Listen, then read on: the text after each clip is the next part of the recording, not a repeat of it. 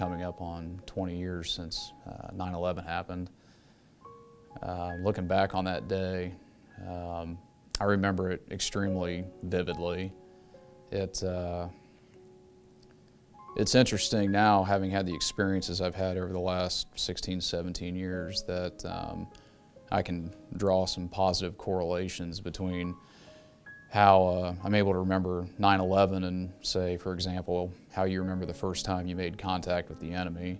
It's like everything kind of slows down a little bit. Even the smallest sounds you acutely remember. So at the time, I was 20 years old and I was a junior in college. I was going to Ohio University. I was a psychology major with ambitions to be a school psychologist. So obviously everybody knows it was a Tuesday, and I was sitting in my 8 a.m. biology class with a professor who had a pretty colorful sense of humor. We'd been in class for a while, and the class clown comes darting into the classroom, and he starts shouting about how a plane is flown into the World Trade Center. The professor encouraged him to just sit down and take a seat. And he continued in that how the media was stating that it was an act of terrorism. And I'll never forget that professor. He looked around the classroom and he just told all the students, don't worry, terrorism does not exist. Terrorism is just a word that the government uses to scare people into compliance. I looked to my right. I was sitting next to a young lady that I'd grown up with. I told her I was just getting out of class. So I stood up and left. A number of students followed me, and I went back to my apartment. I turned on the news. It was Channel 10, CBS News, local 4, Columbus, Ohio. And there were just plumes of smoke everywhere on the news. At first, I was pretty alarmed. Not just in what I was looking at, but I didn't know where it was at. I didn't realize it was New York City that we were watching on the news. I thought it might have been Columbus, Ohio, which is extremely close to where I grew up. But then as the news went on and the situation started to develop, I was on the phone with my mother, realized it was New York City, which didn't make it any better, obviously. But in relatively short order, the news was streaming live, of course. They had no filter. They weren't editing anything for content. And that's when we saw the second plane come in and hit the second tower. At that point, you could see the trajectory of the plane, just everything that was occurring. And at the time, it just seemed like the most unbelievable event that you could possibly imagine. People were shouting. I was surrounded by a few friends that I went to college with. We couldn't believe it. And then, of course, they shut down the university, told everybody to go home. And for the rest of the day, a lot of my close friends and I sat around and we talked, and we continued to watch the news and try to understand everything that was happening. Of course, the third plane went down in Pennsylvania, and we were just watching history unfold right in front of us. It only took me about 48 hours for me to pick up the phone and call my father, and I let him know that my intent was to leave college and join the military in some respect. He absolutely encouraged me in the nicest way possible to not do that. He wanted me to finish college, and my dad, one of the kindest people I've ever met, but he wasn't the reason why I stayed in college. It was my grandfather, who was a World War II veteran. He was a medic in 10th Mountain, served at the Battle of Anzio in Italy, and he was the one that encouraged me to stay in college. And I'll never forget what he said. He said, look, if you're going to join the military after this, it's important you build good habits now, and you need to finish anything you start. That was some of the best advice I'd ever received, so I stayed in college. I finished my bachelor's degree. Towards the end of my senior year, I received a scholarship to complete my master's degree. I wasn't entirely set on doing it at the time. And then I received a phone call from the son of one of my very good family friends. She was extremely close with my grandmother, and I never met this guy, but he started asking me, what my intent was. And of course, I wanted to be a Navy SEAL. That seemed like the most obvious choice at the time. Well, his name was Bill Hoops, and Bill was a Sergeant First Class, and he had been in 10th Special Forces Group as an 18 Charlie.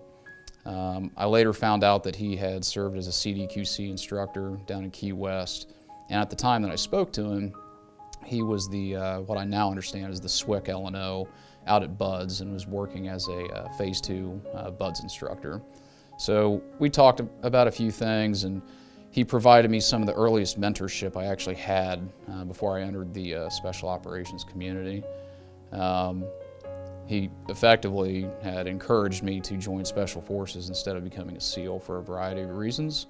And we talked about what at the time they had developed as the 18 X-ray program. So in relatively short order after my grandfather's passing, and I had received his blessing just before he passed away to join the military, and in his words, get it out of my system, I went to my local recruiting station and I signed an 18 X-ray contract. So I went through the pipeline, infantry, OSUT training at Fort Benning, airborne school, came to Fort Bragg. I went through the Q course, was an 18 Charlie. I was inspired to do that based off some of the conversations I'd had with Bill. And I went to 1st Battalion and 7th Special Forces Group. I had the extremely profound pleasure to work and serve alongside some really great individuals. There's too many to list, and I'm not going to put anybody on the spot because I would absolutely forget some of the folks that deserve credit. But they were some of the best years of my life in 1st Battalion and 7th Group. We deployed to Afghanistan multiple times.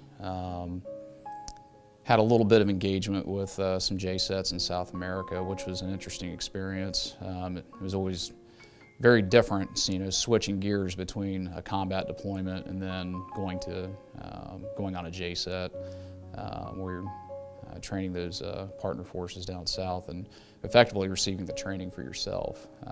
At least 51%, as I know now.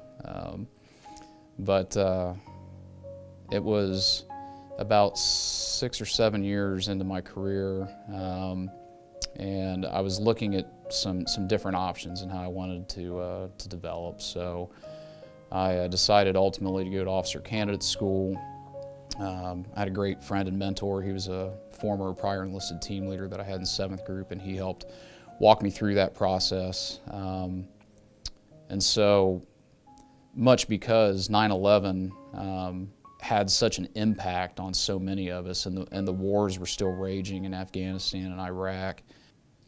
That was why I decided to stay in the Army and go to Officer Candidate School rather than pursue something else in the civilian sector or in the government sector.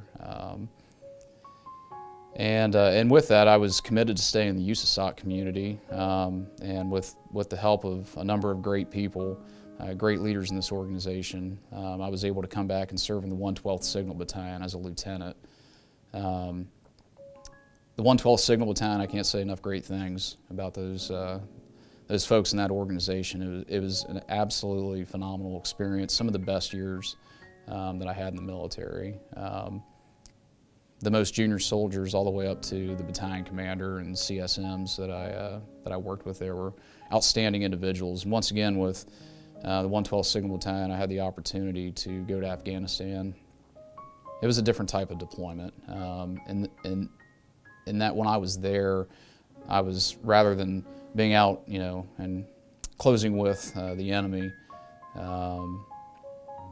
providing support to the guys that were on the ground. It was bittersweet. It was good to be able to provide the support that those folks needed, the Green Berets and the other SOF operators that were out there, but it was hard to not be with them, particularly when I had a couple of friends and mentors that during the trip that I was there, they ultimately paid the ultimate sacrifice. So When I was eligible and I was coming up on promotion to captain, I applied to go back to the Q course one more time. So I repeated the Q course for a second time as an 18 Alpha, and upon graduation, I was assigned to 1st Battalion, 3rd Special Forces Group, which, again, can't say enough great things. I've been very fortunate in that the units that I've been assigned to, I've been very fortunate to serve with some of the most outstanding soldiers, leaders, Green Berets, and support personnel in the Army. So I've been in 1st Battalion and 3rd Group for about 4 years now, and 1st Battalion continues just to lead the charge with whatever assigned mission set they've got. Outstanding soldiers, Green Berets, and leaders. As we are currently transitioning away from what we have been used to historically with that fight that originally started with 9/11,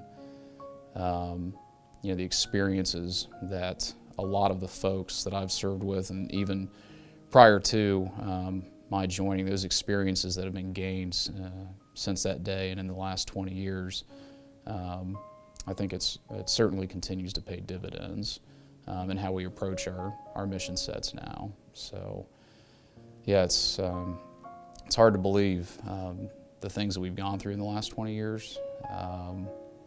You know, the friends we've lost, but I've been very grateful to serve in the USASOC community for the last 16, almost 17 years, and serve alongside some of the greatest friends and soldiers and mentors that a guy could ever ask for.